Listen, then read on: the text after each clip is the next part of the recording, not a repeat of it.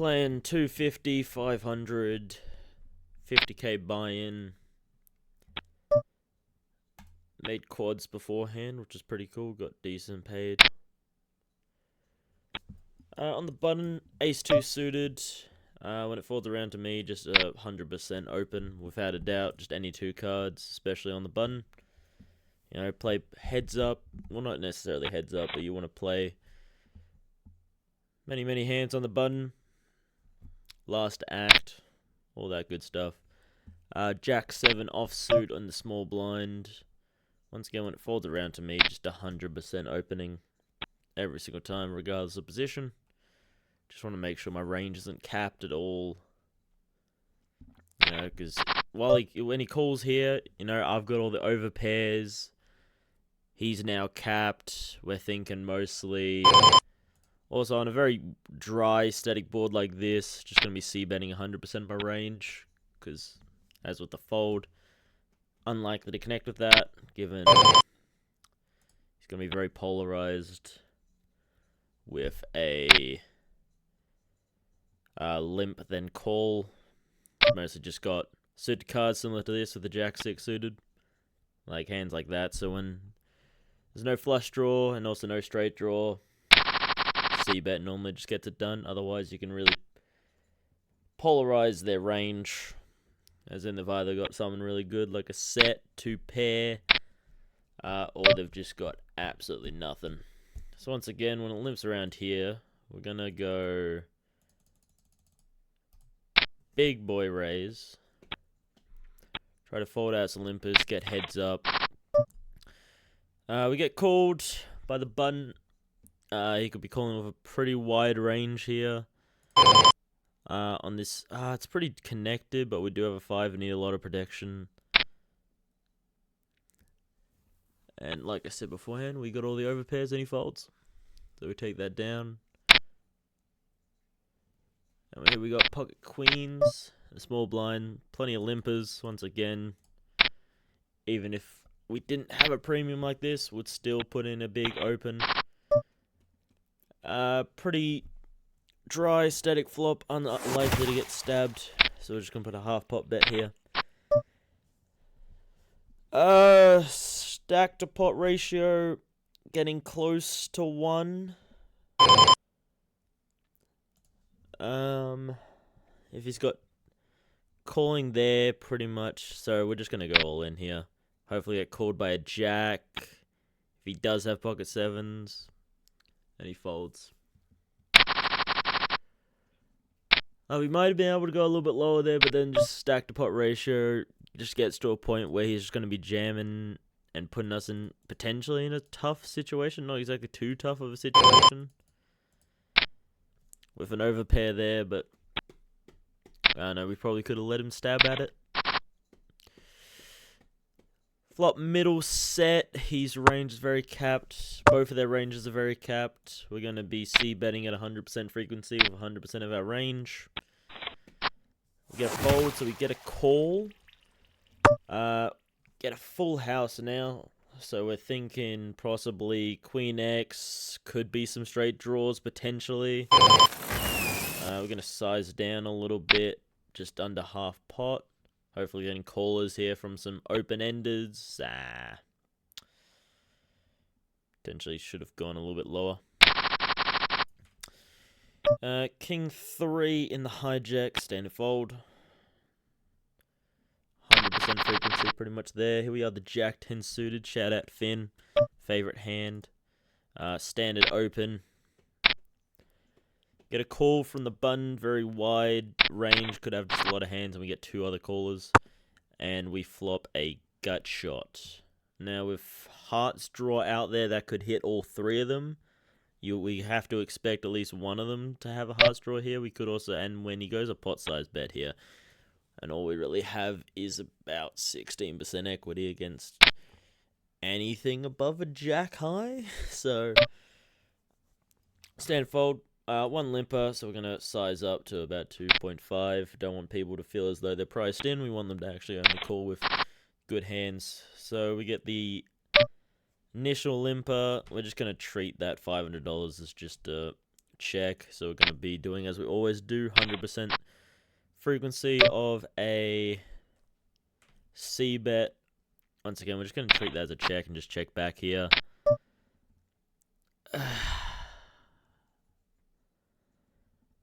You could have some Queen X, some 10X, maybe backdoor to flush. Just no real value in raising here. Just take the free card, we'll take the free showdown. Shows a pair of deuces. So once again, when it folds around to us, just 100% raise, even if we are playing heads up out of position. All three hearts. If he has a heart, he'll call. We got two pair that doesn't really mean anything. That means we're blocking like queens, nines. Now that's a very, very good fucking card. Very good card. No need to get too greedy. We just go pot size. Hopefully get called by just a decent heart. And I'm assuming we did. There we go. Fucking very lucky to go. Runner. When it falls to us as per 100% opening. Just any two. Get two callers. We get a limp call and then just a call from the button. Expecting wide range from the button. Just gonna see if the button takes a stab at this at all. He could just be checking out of position. And we get a check raise from him, so we're just putting him on King X that needs protection. Wouldn't really expect many flush draws. Potentially some high flush draws, like high ace X flush draws. And everyone folds and we win a hand uncontested. But you would expect like maybe some high flush draws there to check raise. Just no real value in check raising like your low flushes. Possibly just want to see the card there, maybe. We've got pocket queens in the small blind. We got a limp under the gun. So as we always think, a lot of suited, maybe some semi-connected cards. We get plenty of limpers. We're just going to size up here. Get a call from the under the gun limp. So a limp call from under the gun is very interesting, especially on a 3-8-5. We're thinking mostly some low pocket pairs that could potentially hit that. But we're just going to... This is unlikely to get stabbed by either of them. It's not going to hit their range. As we can see, they both fold. I get Queen 10 suited. Hand I made quads with earlier. We get a limp. Folds all around. As per. Just going to open this one up as always so that my range isn't capped and we just get a fold instantly. Especially on this Zoom format, when people are getting plenty of hands per hour, you can expect people to tighten up because they don't feel the need to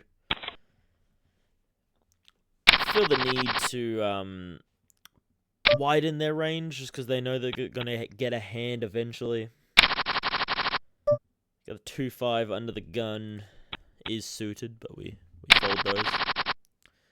7 deuce. If it was offsuit, maybe we make a little play there. Probably not. 4 deuce in the big blind.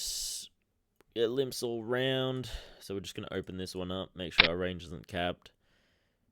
Just going to hope we get there and it doesn't. And we're going to see a flop where we flop bottom pair.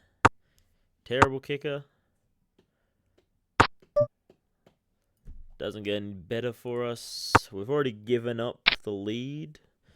And when he comes out here with a pot size bet and a call as well, one of them's at least got a jack as bottom of the range there realistically. So yeah, jack there, bottom of range, straight draws that were behind, pretty much just behind everything. Actually, no, we're ahead of straight draws. We do got a pair, but no, I feel like we'd just get put into a terrible situation, just to have to make a really tough decision for not a whole lot of money, with not a whole lot. Open just gets it through.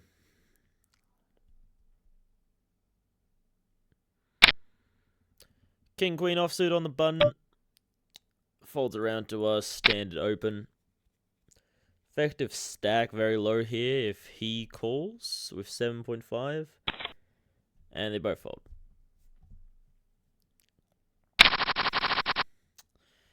Queen 7.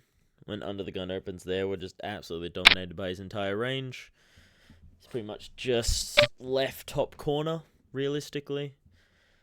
King Deuce, good enough to open. We get a call from under the gun. This could potentially hit him. He could have some 6x, could have a lot of hearts. So we're just going to try and charge those heart draws, and he folds. So most likely he had some other flush draw that didn't get there, some other straight draw that didn't get there. We open 8-7, everyone folds pre-flop again. 3-6 in the big blind. Effective stack if he calls is 3.5. He folds.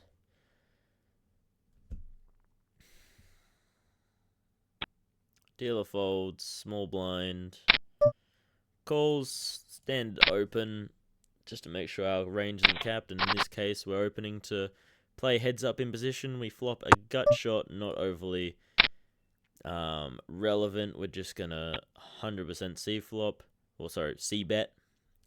Pretty much any flop with any two cards in that situation, because we're most likely at a high frequency going to get that result where he just didn't hit it at all with any of his connected cards, semi-connected cards, your flush draws, your low King X, your low Ace X, all that type of stuff. When he calls here, we have all the Ace X. That's pretty good flop for us, unless he has a clubs draw. If he has a clubs draw, he'll call. If he doesn't, then he'll fold. Didn't have one, so he folded. Brunson, got to open that for the Brunts. Small blind folds and big blind folds. Brunson gets it through for us. 6 deuce suited on the button. On the button, we're pretty much opening any two cards when it limps around to us. Probably would have wanted to go a little bit bigger. People probably might feel as though they're priced in, especially with fake money. Paired boards, see betting 100% frequency, unless he's got a 3 or a heart, or what's it called? A diamond draw. He could have some 7x here, like some 8-7, 6-7. A7. We'll get that one through. Speaking of A7, pick up A7 here in the cutoff, opening 100% of frequency. And folds around.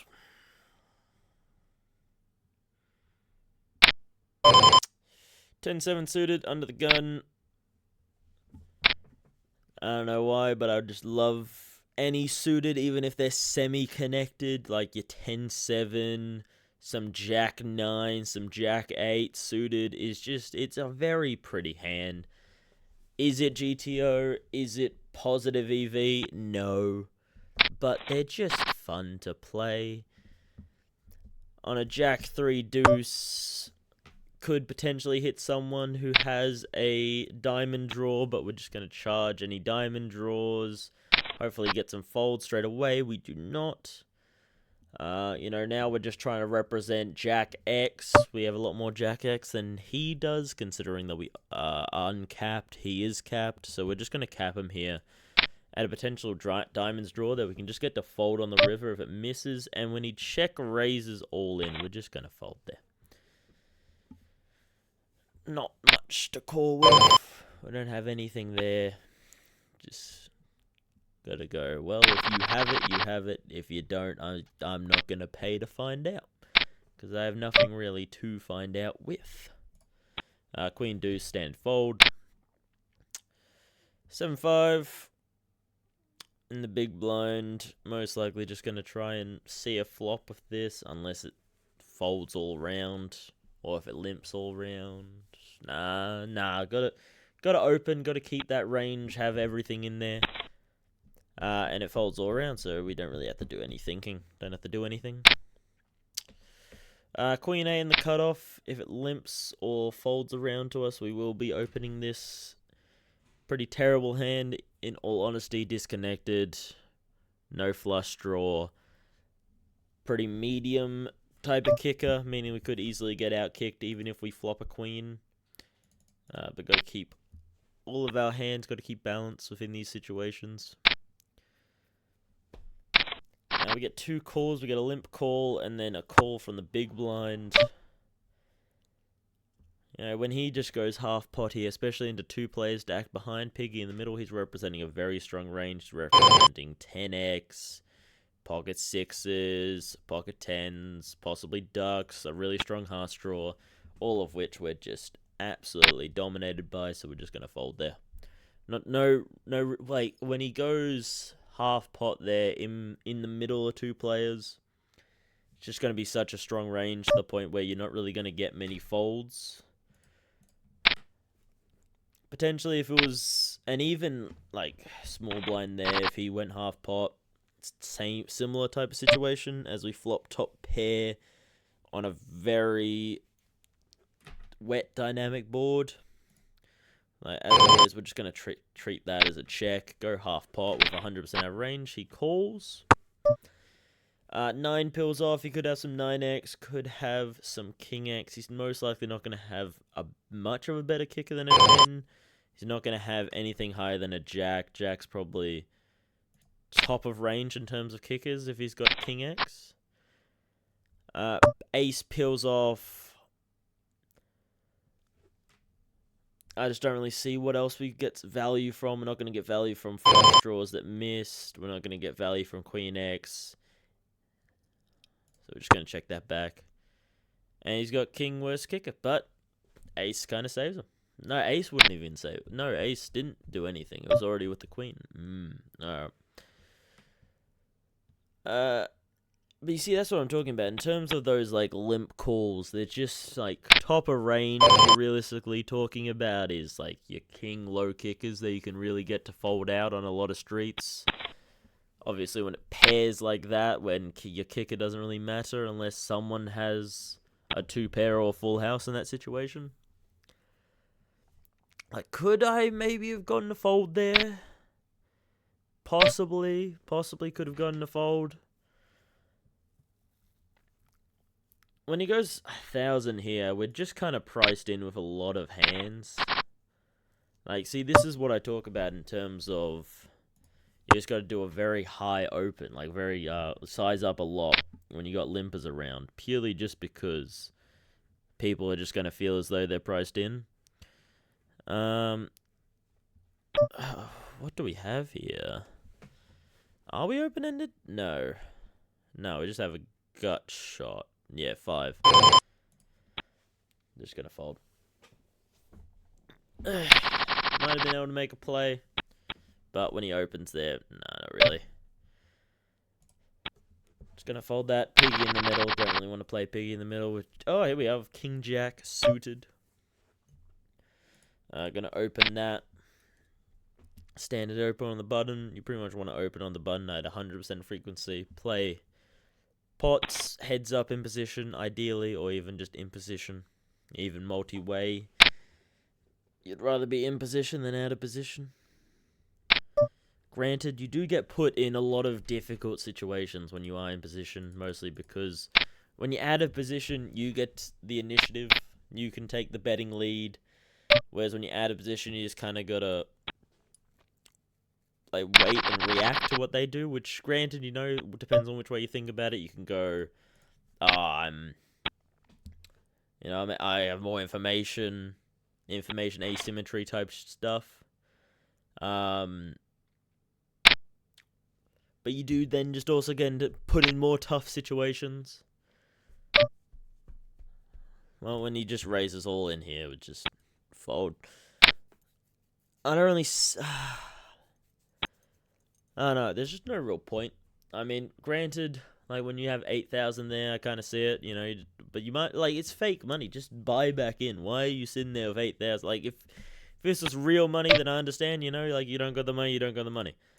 But, like, fake money, you're telling me you voluntarily are choosing to be there with 8,000 when you could just have more for free. Like, you know, PokerStars offers 15,000 every single day, so just take that. Ooh. Okay, when it all limps around here, I'm just gonna fold. Probably should be trying to make a play there at a higher percent frequency. But, I don't know, I just wasn't really feeling opening. Like, why are you going all in? I'm not, like, no one's gonna call you. Like, do you really want the 3 grand that much, man? Like, maybe he's got, like, some aces, kings, and he just can't be asked to play it post-flop, I guess. Gonna open ace-jack here on the small blind. Button limp, calls. We flop top 2 on a very dry static board. If he's... We're just gonna kind of check, just see what he does. 1/5 pot.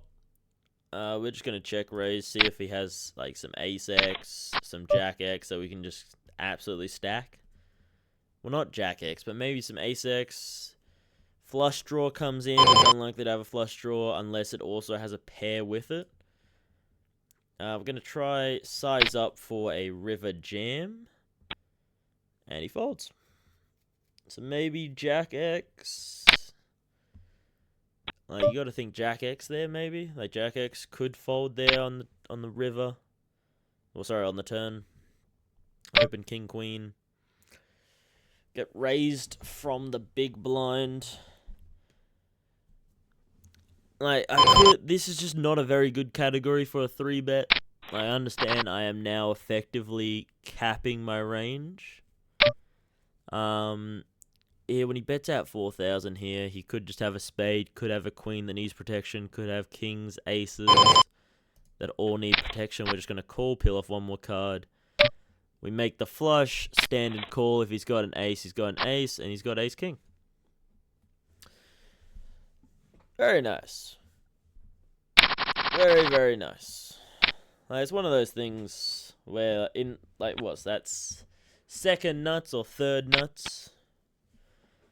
Like, if he's got an ace there, if he's got a straight flush, if you're starting to put people on things like that, like constantly thinking when you have like the second, third nuts that they have the nuts or the second nuts, like that's just really just seeing monsters under the what's it called? Monsters under the bed, monsters in the closet, that type of stuff.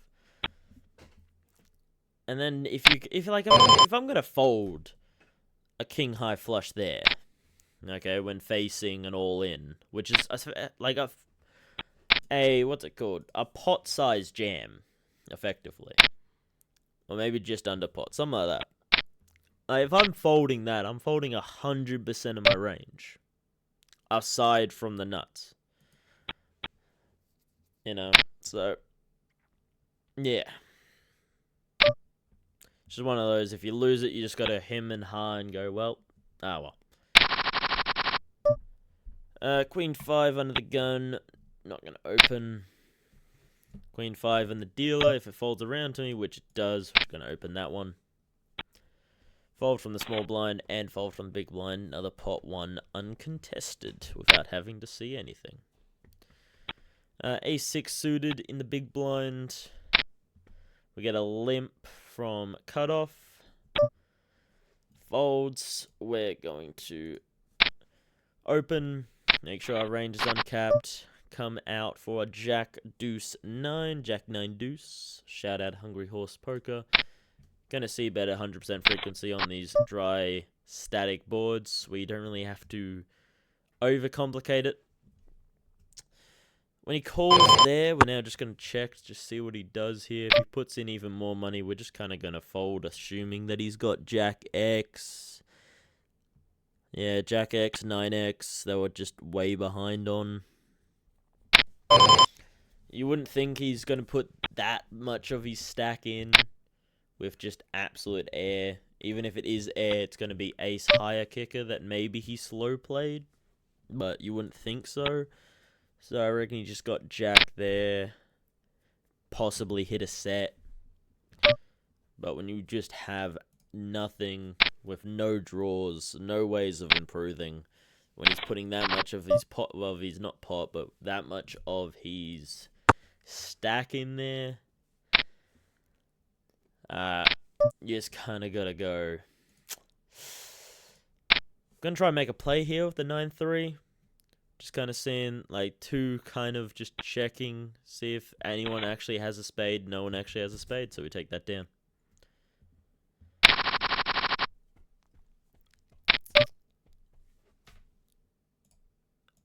Gonna size up here with the king 6 on the button. Like I said, always got to be open.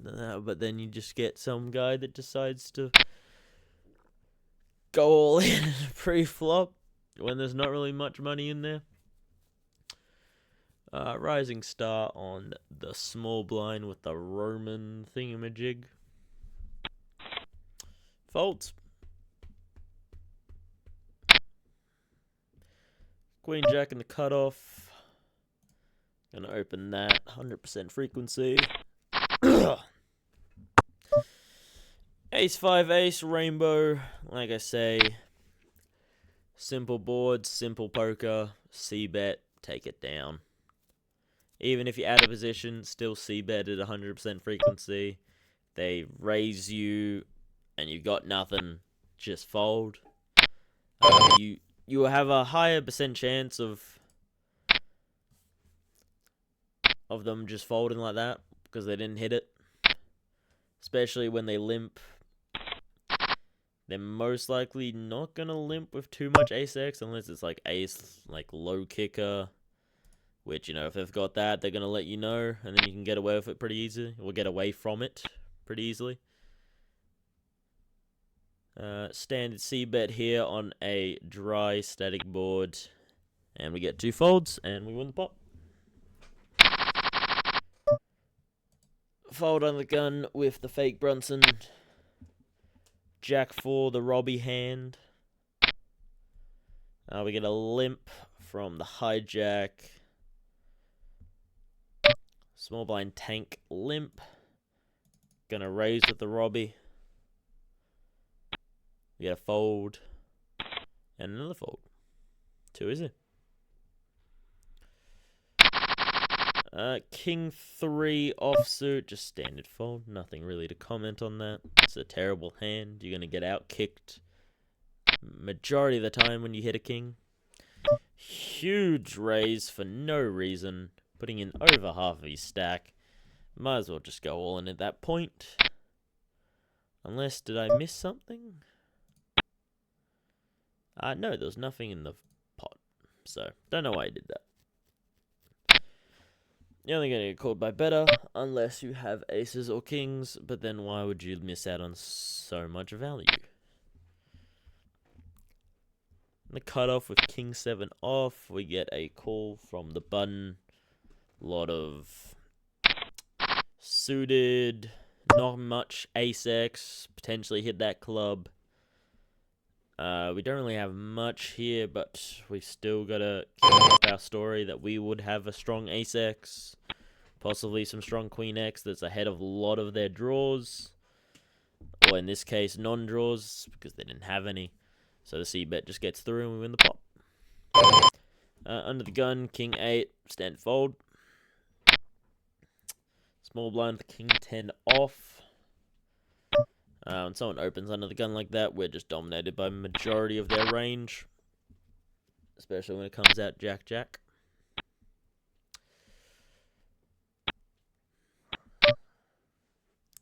Here we have the ace 5 off. Shout out Issa. Gonna standard open and we take it down pre-flop. Here we are, the king jack suited on the button.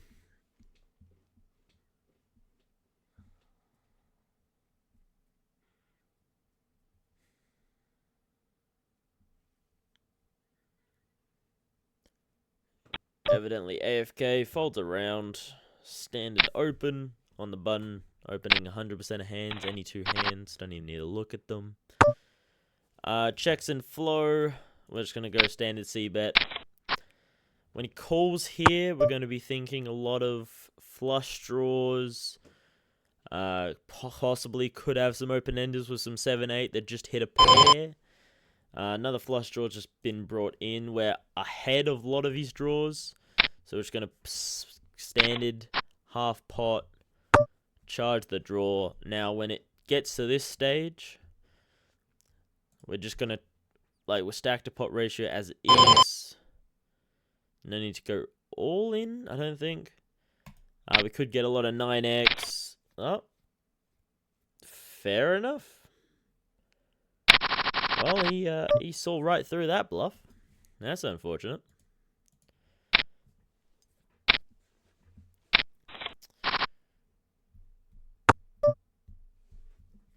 Simple poker. Standing C-bet. I mean, I guess he's thinking that I'm just kind of barreling at it to try and get him to fold. Probably should have made a play there, but when he goes pot size there, we just kind of fold. My mind's kind of more thinking about that last hand, if we could... Hang on.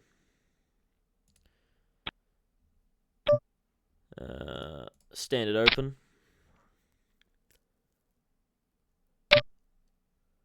We got raised. See, if we want to re-raise, 3-bet here, I'm going to go large. And then we're kind of dominated by anything that calls. So we're just kind of thinking in that situation of hey, he could be checking the ace here. Very dry static board, unlikely to get stabbed by an ace. So we're going to go C-bet.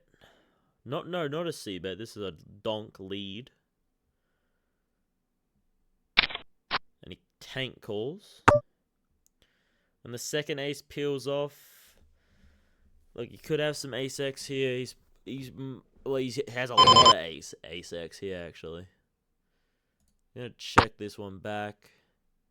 Now when it double pairs, you're not going to think that he's going to be able to check an ace or anything like that. We're just going to think he has ace-x there, most likely.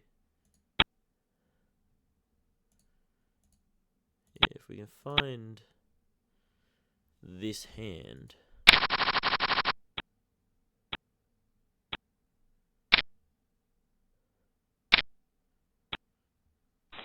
Is this one?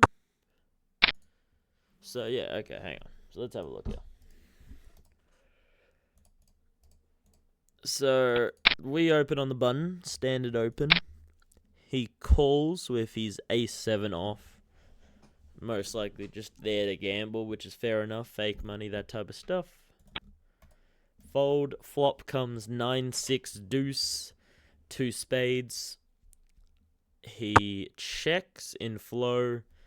We're currently ranging him on potentially some spade draws. So potentially some spade draws, potentially some 6, some 9, some 2. But then he just has a whole lot of air here in terms of a small blind calling. You can really see ace X call, what's it called? So when we C-bet here, ace X is most likely thinking they're ahead of a lot of things. Because equally, I'm unlikely to hit this board because I'm not going to have as much flush draws, as much open-enders as he will have. Granted, I am on the button, so my range should be a little bit wider, but granted, I also do have all the overpairs. I've got all the 10s and jacks through to aces. He doesn't have that. But he possibly could be going on blocking aces, I guess, blocking 7s, blocking a lot of straight draws.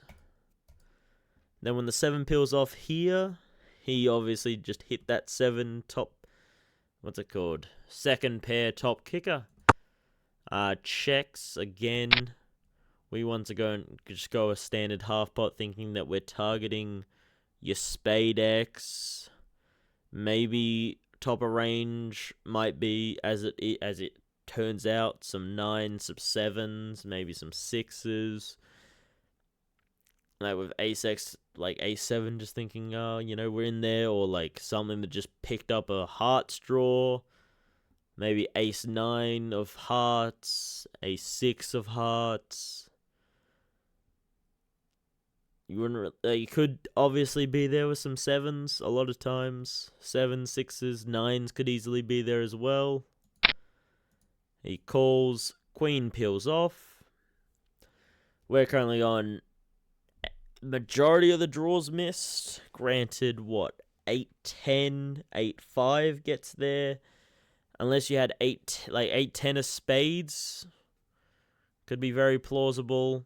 Especially, like, because you wouldn't really think ace 10 of clubs, ace 10 of diamonds, maybe ace 10 of hearts could call there, thinking, oh, I could go runner.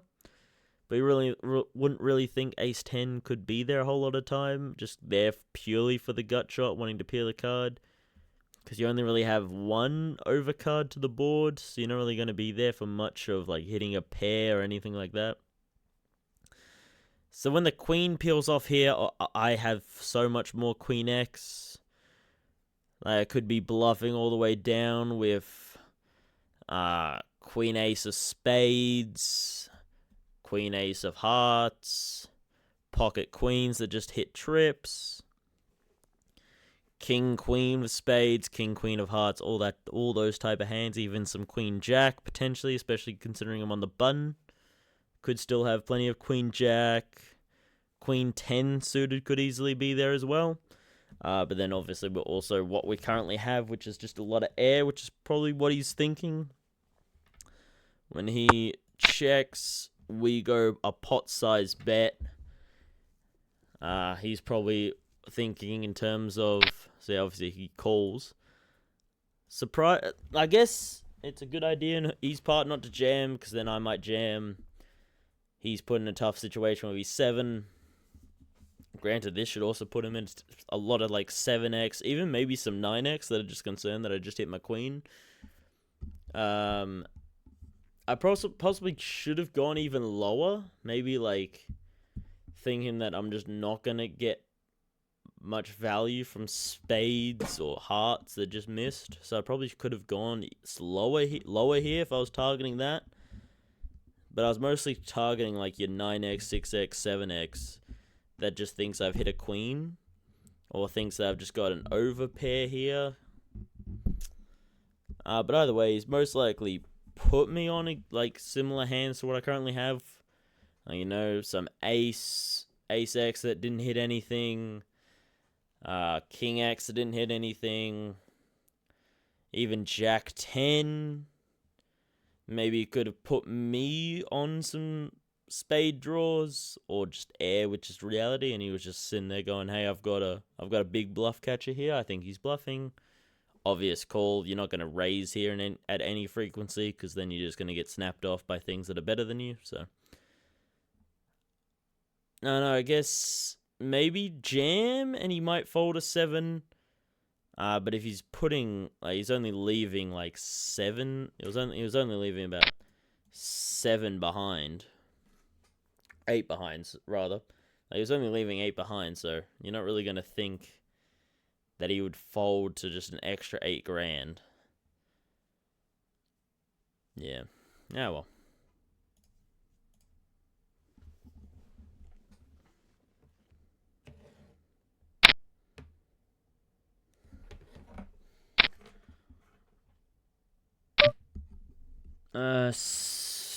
All in, okay.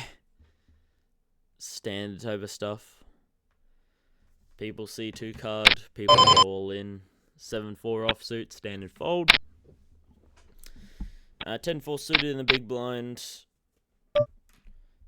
Folds around, standard open. Fold and a call. Flop second pair on a pretty wet dynamic board. Gonna play some simple poker here. Unless he's got a spade draw, which he most likely has, or he's got some ace low X, 6x, maybe some better 10x. So we're just gonna check here. He's put in a lot of his Stack already. Stack to pot ratio about 1.6. You got a pair of kings. Don't really know. I mean, I guess for gut shot potentially, maybe. I don't know. Probably should have bet on the turn, thinking that I'm ahead a lot of his draws, and I probably just gave up a lot there. Probably bad play in hindsight.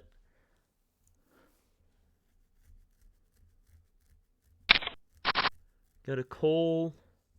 10-7-5, all rainbow, unlikely to hit his limp call range, and doesn't as he folds. I want to sit out the next hand. Get the ace-4 suited in the hijack. Under the gun fold, standard open. Got a folds around to the big blind. It also folds, and we take it down uncontested. So here, we want to go to this hand. Alright, so we open 10-4 just as a bluff. When it folds around to us in the big blind. Fold call from cutoff. Decently priced in, I suppose. Might have had to have gone a little bit higher, potentially.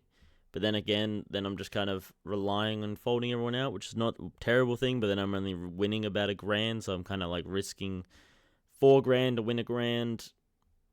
Not fantastic. So yeah, he calls. Very reasonable to call with what he has. Standard call because he's assuming he's opened up on the big blind here.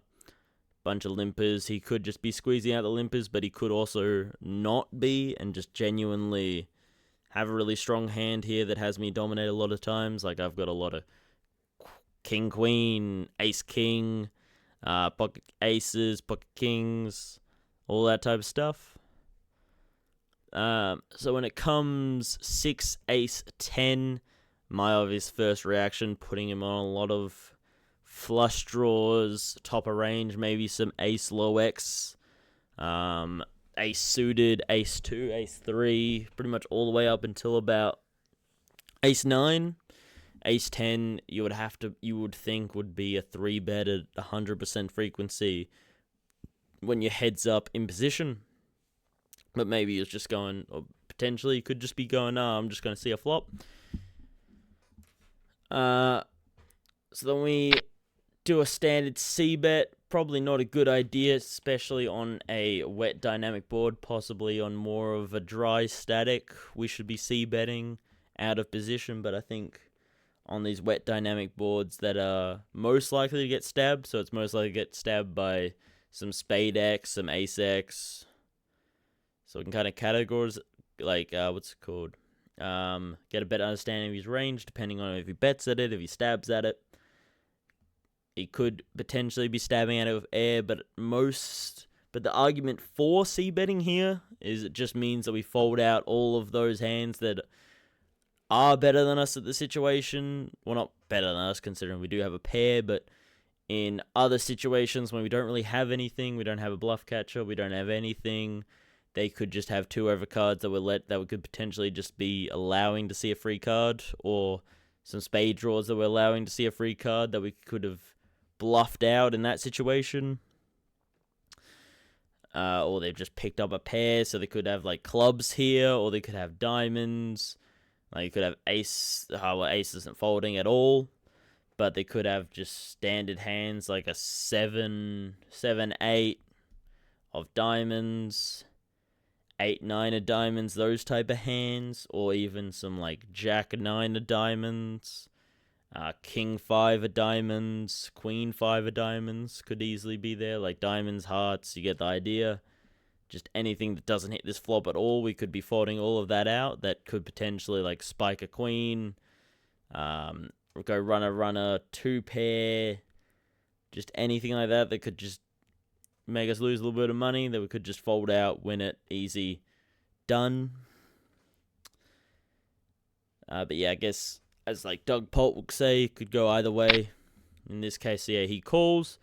So now we're ranging him on, but the issue is, so when he calls here, so he's already committed effectively, what, 2.5? So about 5 grand of, what was he starting to stack? 5 grand. So he's already put in about 25% of his chips. And just when you put 25% of your chips, like the main thing I'm thinking of here, which I can't remember if I said, was the main thing I'm thinking of here is he, like, what would he be putting 25% of his chips in with?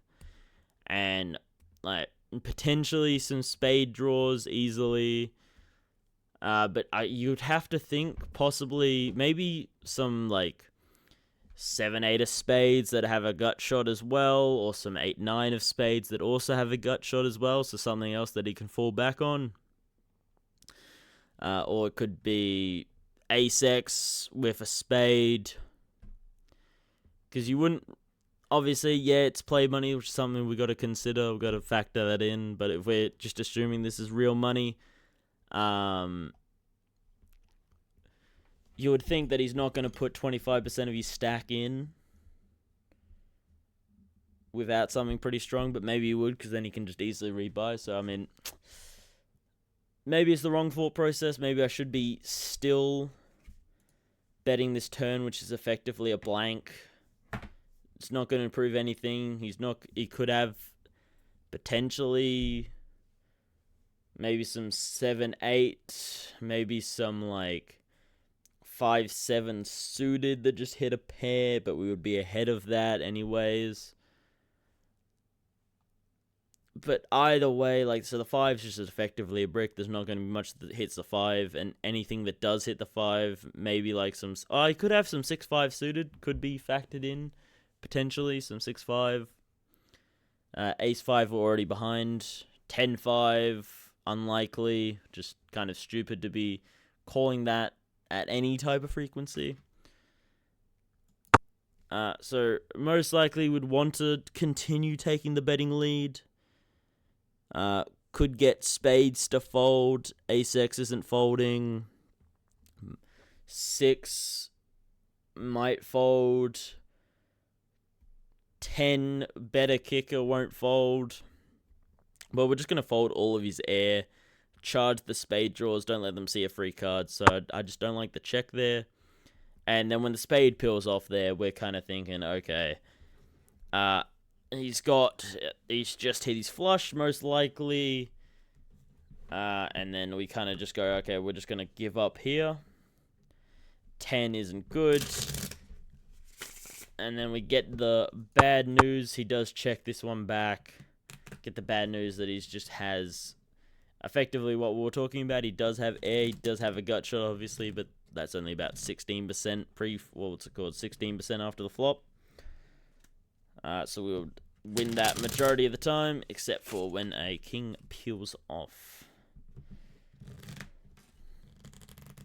So yeah, I reckon just a bet there on the turn will be far better. Granted, yeah, we're going to get called by ace-x, but pretty much after he calls there on the turn, we can just narrow down his range, saying, yeah, okay, cool, he's got spades, he's got an ace, he's got a 10 better kicker, that type of stuff. But I guess we did lose the minimum by not betting on the turn, so maybe it was a good idea to not bet the turn. Obviously, hindsight's a lot easier to go, oh, well, he had air on the turn, and we could have folded that out. But then equally, I think it's fine to put out another 5 grand there. Fold out a lot of his air, at least charge the spade draws that we're ahead of. Get the money in while we're still most likely good against majority of his range. We're only really behind ace-x. 6-5 suited. That's probably pretty much the only combos that we're behind on. And then we're beating a lot of his air, his spades, so we're probably still fine to put the bet out there. But I mean, I'm just kind of saying that based on the hand that he has. Because obviously if he calls on the turn with the spades, we just lost an extra 5 grand. Because then once he calls there on the turn, we're going, okay, cool, he's got either a spade or he's got ace-x that we're just behind either way. And if the flush didn't get there, we'd probably bet another time. Most likely putting them all in. But I guess also when I bet out 5 grand there, then stack to pot ratio also pretty much less than 1 or just above 1. So then he's most likely just incentivized to jam there. But granted, he would be jamming there with his Ace X. Well, sorry, not Ace X. Spades. Spades. Like, pretty much spades the only thing jamming there that we would be ahead of, but that would be majority of his range. So we'd probably call that, most likely. Especially considering the stack to pot ratio and taking that into consideration. And then obviously would have lost, not because he had spades, but because he spiked his king. So maybe either way. I reckon just the better play there was to bet on the turn. Worst case scenario, we are able to narrow down his range to only spades or ace X. Best case scenario, we fold out all of his air that could potentially spike something, which is what happened. Dry static flop, unlikely to get stabbed. Just going to put out stand C bet. And no one has anything, so we take that one down. King 9 in the cutoff. This folds around to us, we will open up. If someone else puts out a bet, we're going to fold because we're most likely dominated by anything that's going to put out a big bet there. Going to size this up, make sure no one feels as though they're priced in, so that we can actually fold out a lot of people's garbage. Folds around to under the gun, and so the 2 limpers call. So we got 2 limp calls. This does slam a lot of limp call ranges, 5-6, club draws, but we are ahead of a lot of that. They could have some, potentially, maybe King X here. Ace X is definitely here as well, but we're just going to always see bet 100% frequency. Maintain our story of, hey, we've got an overpair, something like that. When he calls here and then the clubs come in, would expect him to have hit that. Board now pairs. He's most likely to... Ooh. So what are we trying to get to fold here? An 8's not folding. A 7's not folding. We're just trying to fold air here. And when you're trying to fold air, you don't have to bet too much. So we're going to bet a small amount. 1/4 pot. 1/3 pot, sorry. And looks like it takes it down. So I'm assuming he must have had some crazy air there. Like, absolutely crazy air. Let's have a look. Alright, so we got limp, standard open to a decent, like a decent amount. About, what's that, 9x open? Well, not 9x, yeah, 9x open. Get 2 limp calls, range them on standard stuff. Connected cards, suited cards, low face card X, pocket pairs, 9s and down, really, that are just out there set mining. 13,000 in the pot. Stack to pot ratio effectively is 2 for him. And then stack to pot ratio about 4-5 for this guy down here. Now on the 7-4-3 with 2 clubs, hits a lot of their straight draws that will have gut shots, potentially some that already got there, such as a 5-6. The benefit being there's not going to be many open-enders, so there's only really going to be made hands or... what's it called? Made hands or gut shots. Could potentially have a lot of 7x here, like some 10-7, 9-7, 8-7, 6-7, all that type of stuff. A lot of those could be potentially of clubs as well. So that's kind of what we're ranging both of them on. Checks around, standard stuff, and then a standard C-bet as per. Got to be doing that with 100% of my range, 100% frequency. Protect my C-betting range. You know, have everything in there. Don't just be C-betting with your aces or your premiums. Just means they'll be able to go, okay, well, he's C-bet there. He's going to only have top left. If you're C-betting with absolute garbage, they can go, well, he's C-betting. So that time when you are C-betting with your premiums, they'll might call you just thinking, well, you see betting with his king 9 offsuit.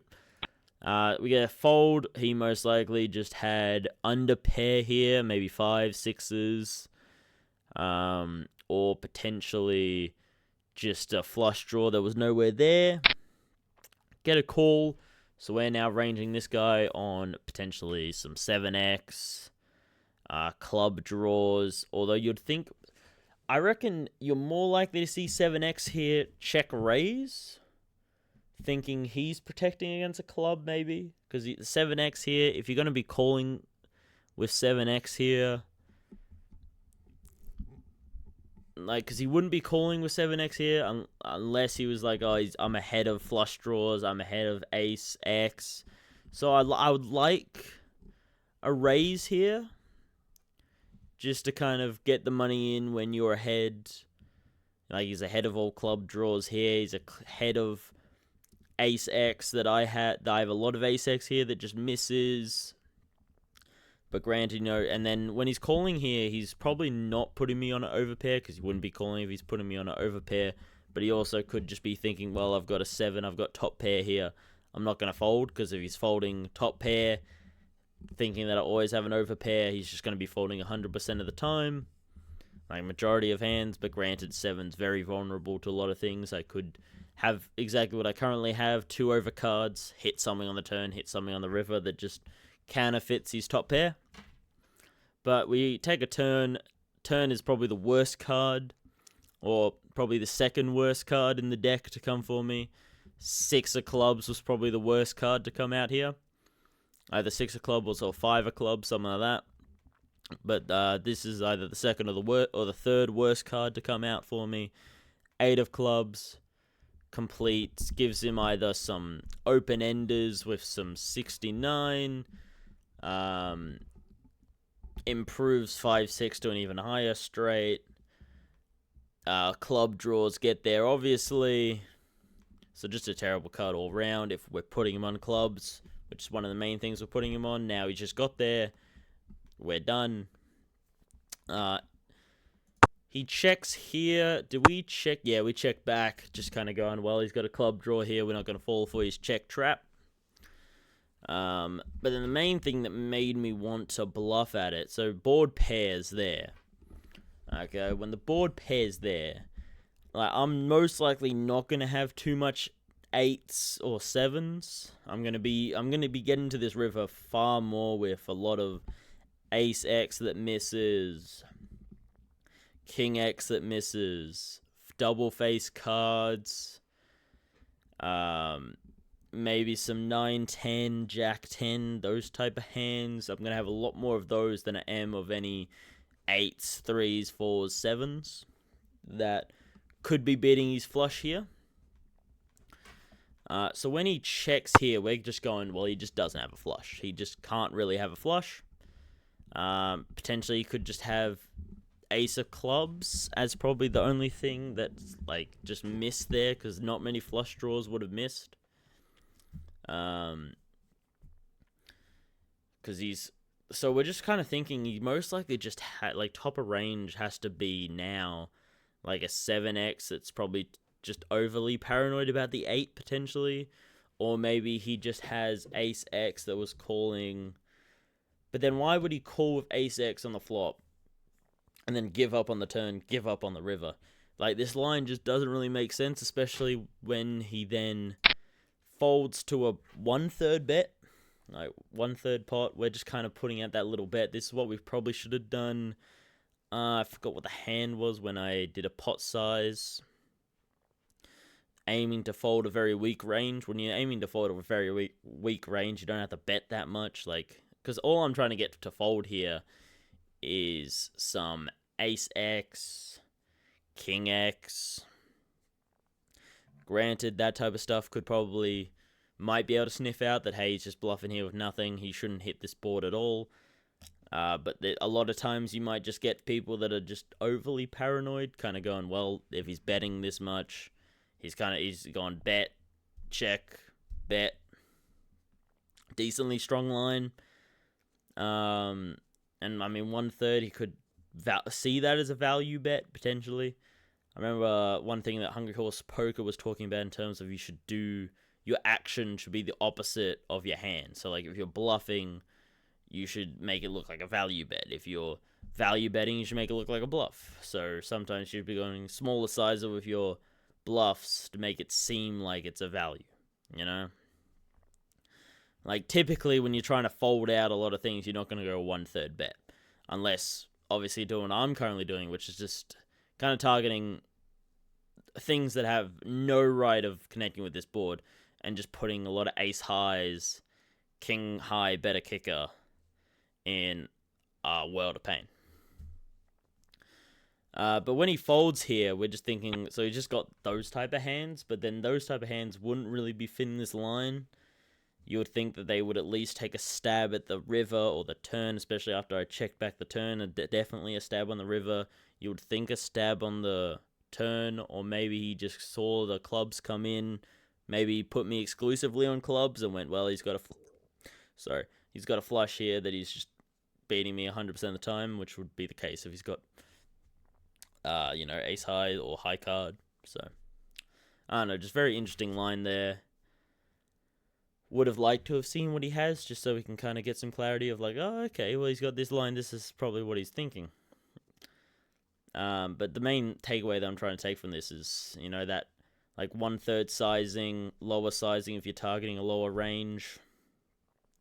And just when he checks on the river there, unless he's overly confident that I'm going to take a stab at it to try and get value from his flush, he just doesn't have a flush there at all. Like, because you're not going to think he's folding 1/3 bet with pretty much any flush. Like even 5 high flush here should be calling. Like if he's got 5 deuce, or like 5 deuce I think is the lowest flush he could possibly have. Yeah, 5 deuce. Like even if he's got 5 deuce here, he should be calling a 1/3 bet. Sorry. Even if the board's paired. Just purely because I'm not going to hit any of that pair. Like, if there was a king or a queen or an ace, obviously, or even, like, a jack, then, yeah, okay, you can kind of see, okay, maybe he's got, like, aces, kings, queens, jacks. But when there's no card above a 9, I'm just very unlikely to hit any full houses. Because the only way that I hit full house is if I got trips. And I have no trips here. Like, I could potentially have 8s and 7s, but just I have far more high card here than I do, or overpair here that just has a 2 pair or something. Which, granted, if he's got a 7, 8, I'm beating, but yeah, line just doesn't make sense to me is the main thing I'm trying to take away from that. And then other main thing, go with that smaller sizing, make it seem like a value bet when you're trying to fold a weak range. No need to go too big, because the range you're trying to fold out isn't that large. So when he calls here on the 7 queen 4 board, rainbow, could have potentially easily have just had ace high that just hit its ace. When he checks back there, he could have queen. Queen will now be put in a very tough spot. So we're going to try go pot size, fold a queen here, which is probably what we're thinking he has. And he just has an ace. Okay.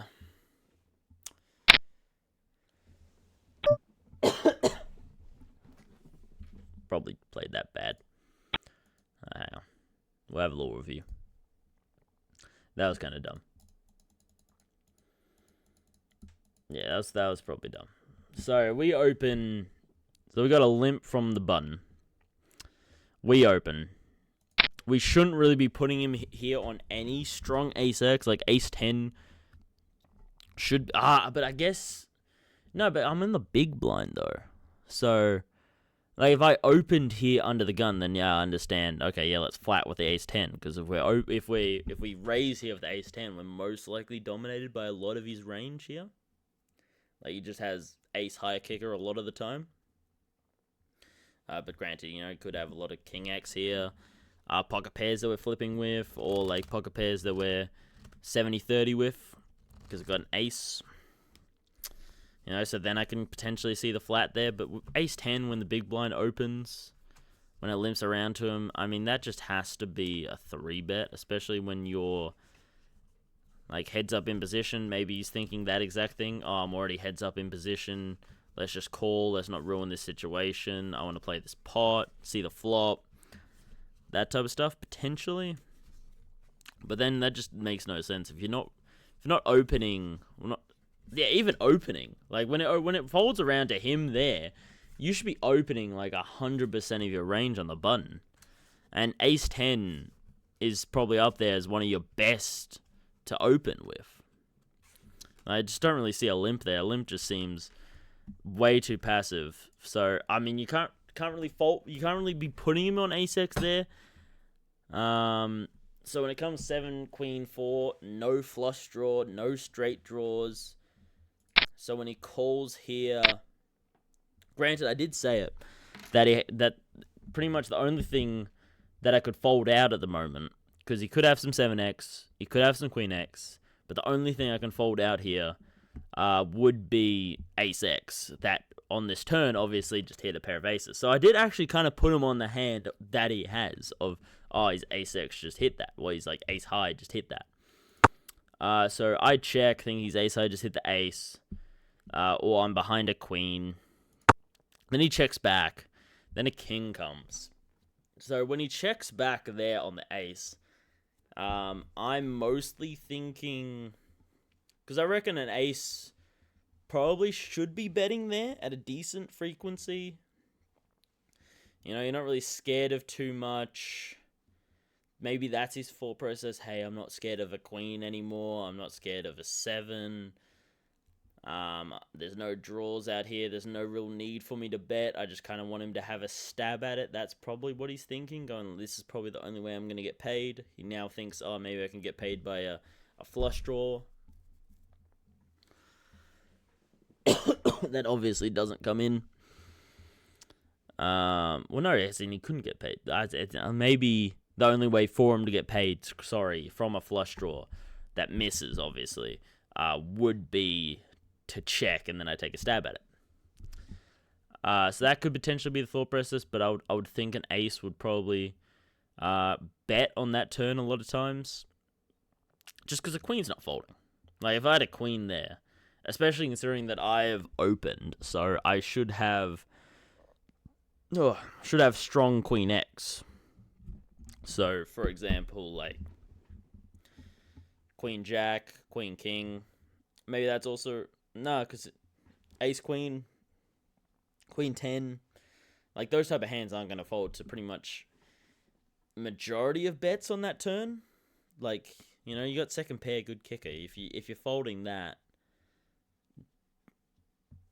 like, especially when you can't really put him on a strong ace x, it's like you're folding a lot of things there. That's what I'm trying to say. So I think an ace would bet a lot of times there. And then the thought process with the pot size bet is probably just, like, I was just trying to think of, like, hey, how can I get a queen to fold here? Because I think majority of the time when he takes that line, like calling on a extremely dry static board, granted he could just be calling with ace high that just hit, but then I'm thinking like ace high would probably have bet that turn. So I'm just thinking, I think he's got a queen here, 7 here, like, and that queen and 7 would be put in like, maybe they would be able to find a call, but they would be put in a very, very tough spot with facing a pot size bet. With, if they got the queen, they've got 2 overcards that I could easily have. If they got a 7, they've got 3 overcards that I could easily have. Nothing gets there. Oh, granted, like maybe Jack 10 gets there. But if you're calling the C bet with Jack 10 without a flush draw, and then you're calling, I guess on the turn, yeah, but like, why you wouldn't be calling with Jack 10 on that type of flop? Like, even if it's maybe Jack 10 of clubs going, oh, I've got a runner straight flush draw, is probably the only type of rationale I can think of, but nah. But yeah, he obviously calls as you should with aces, and he wins the pot. But I just can't really put him on ace X there. Is just what I'm trying to say. So I don't really have an issue with it. I think if he had a queen there, he'd be put in a tough spot. Might have easily find the call potentially because it's only a pot size and the pot's only about $5,000. So Grandy's what he needs 33%, like to be good 33% of the time, something like that. So I don't know, but either way, it would have put him in a tough spot, which is kind of what you just aim for. So I think that's fine. I think that's well played. Just unfortunate that he played an ace X wrong. That you just can't really sit there and go, oh, he's got ace X here. Is probably the main takeaway. Like if he's got ace X there, I'm not gonna really be able to put him in there. Oh yeah.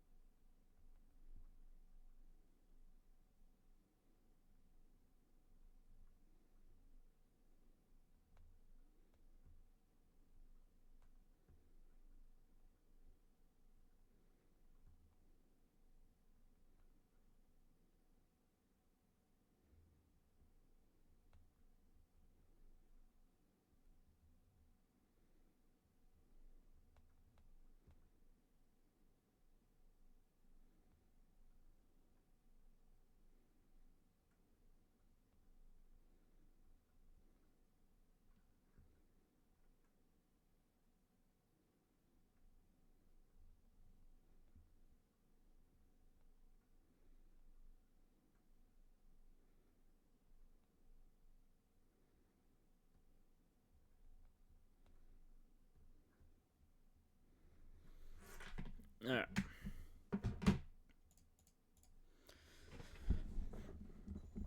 Probably gonna actually call it there. Enjoy the rest of your day.